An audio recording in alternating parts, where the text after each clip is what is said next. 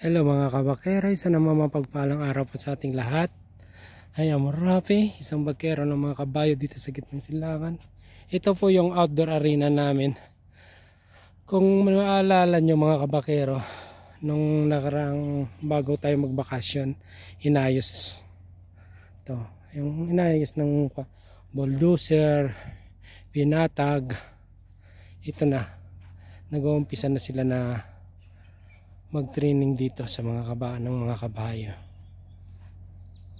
Yan o. Ang ganda ng sunset natin dito. Dito yan sila nagtitraining. Kasi sobrang init ngayon. Yung indoor arena namin, sobrang init sa loob. Kaya dito yan sila nagtitraining sa gabi. Yan. Ang ganda, di ba? Mix yan ng pinakapinong sand at saka fiber. Yung mga tila na yan ang pinakapino na sand. Pinong-pino yan.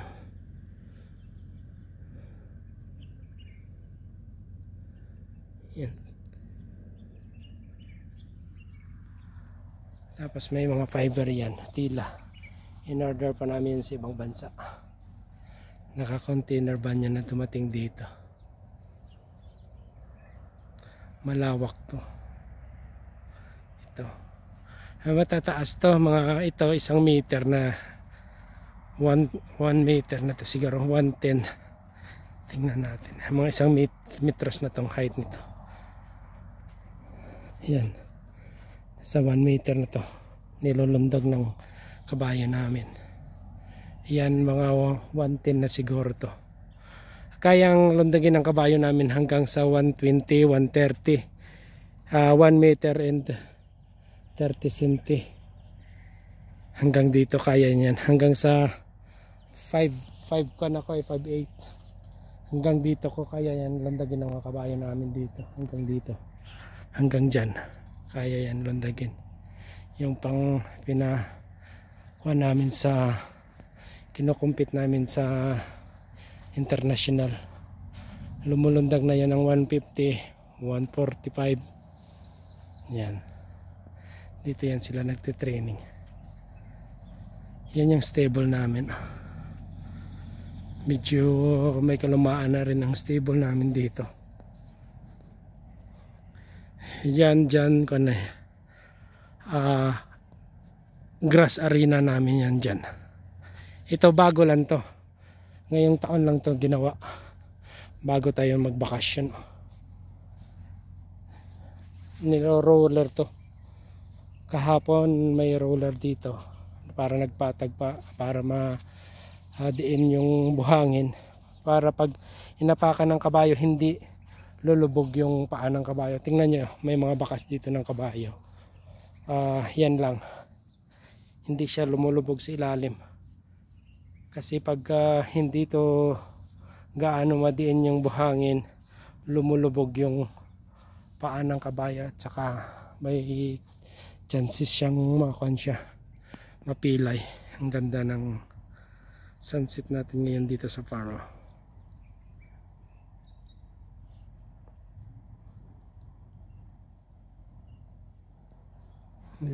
Yan yung kuha namin dito. Outdoor arena, bagong gawa lang to, yung outdoor arena namin.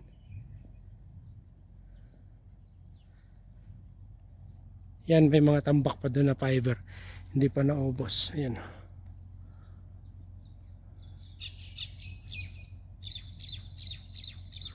Cloth,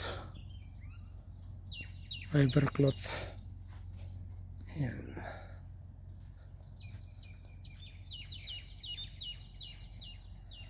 Ang ganda ngayon ng kuan.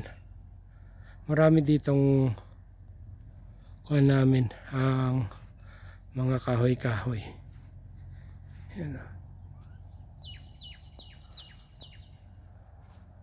Ang ganda, marami rin na ring mga ibon-ibon na lumilipad.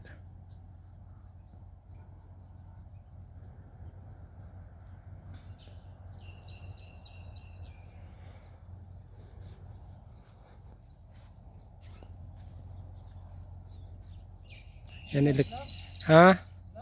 Oh, hi to my vlog. Isang electrician namin. Hi to my vlog. Nagsabi yung ko natin isang kasamaan taga Kanyon, taga Davao.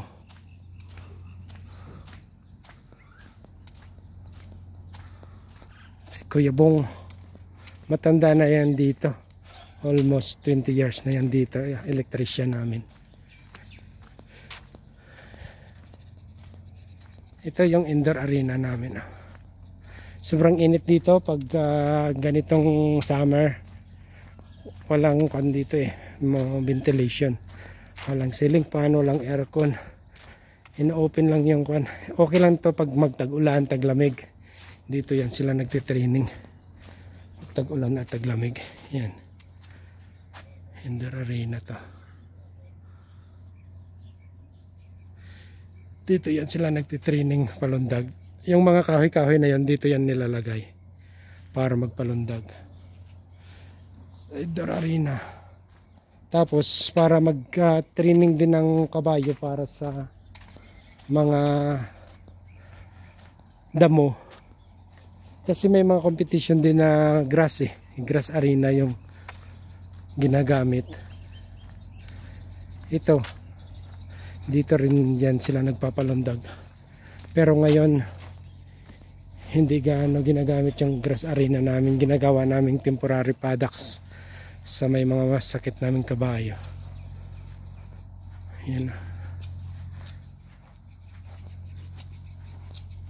Isa naming yan din ang pinakamatanda naming trabahante dito. Yan, grass arena.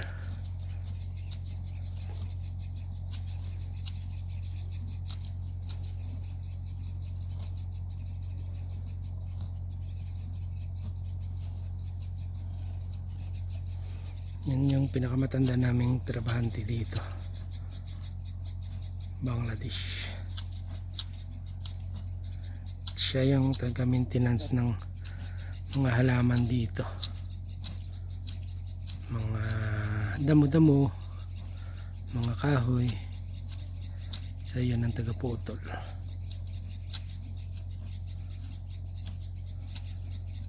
Hindi, kabayo namin makain.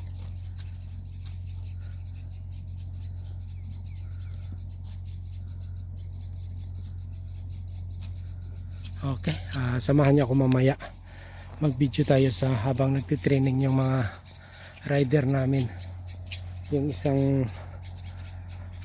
taga Bahrain, isa't Moroccan at saka isang taga Poland. Yan yung mga rider namin. Magtitraining yan sila dyan mamayang gabi. Samahan niyo ako mamayang gabi. I-video natin sila habang nagtitraining.